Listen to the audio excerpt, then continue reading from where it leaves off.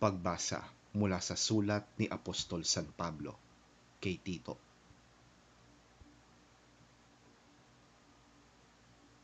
Paalalahanan mo ang mga kapatid na magpasakop sa mga pinuno at may kapangyarihan.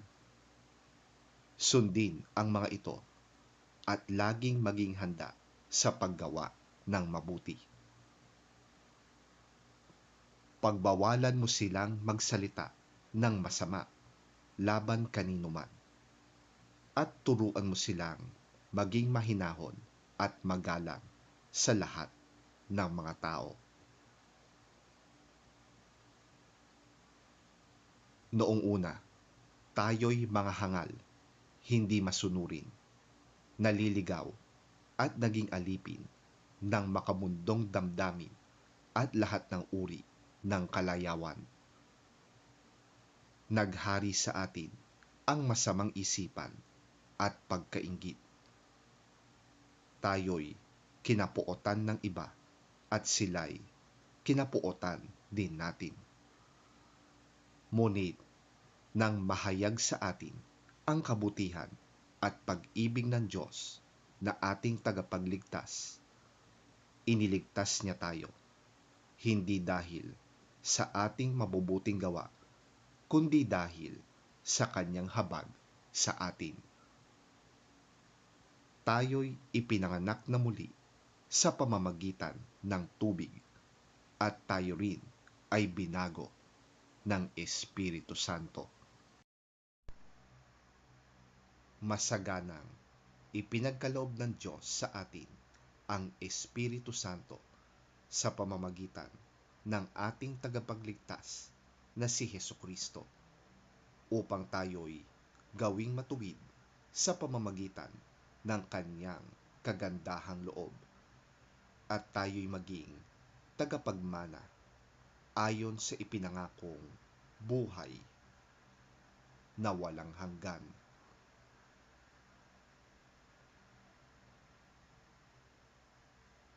Ang salita ng Diyos. Salamat sa Diyos.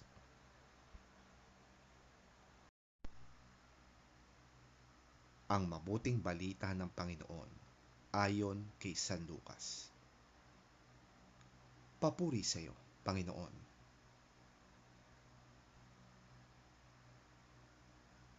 Sa paglalakbay ni Jesus papuntang Jerusalem, nagdaan siya sa hangganan ng Samaria at Galilea.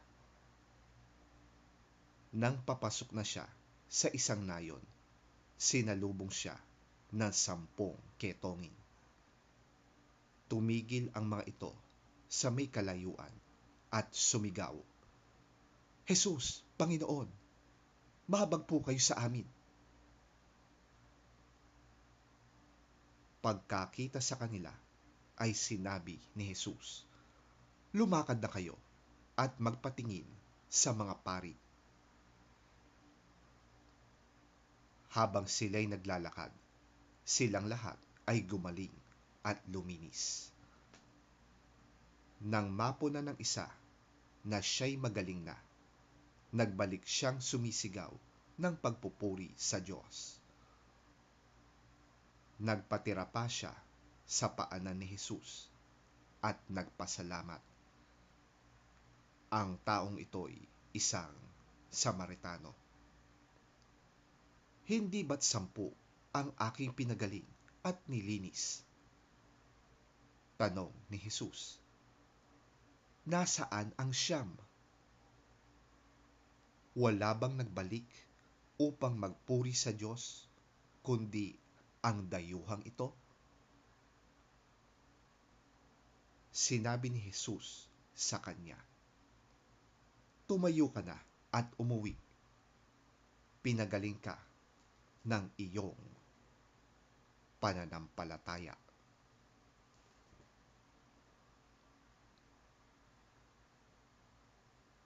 Ang mabuting balita ng ating Panginoon.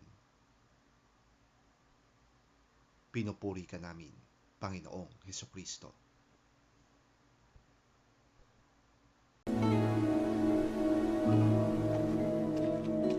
Now on his way to Jerusalem, Jesus traveled along the border between Samaria and Galilee.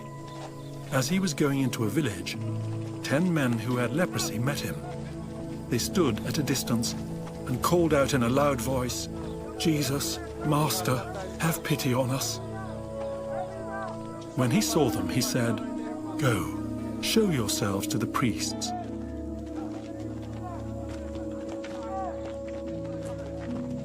And as they went, they were cleansed.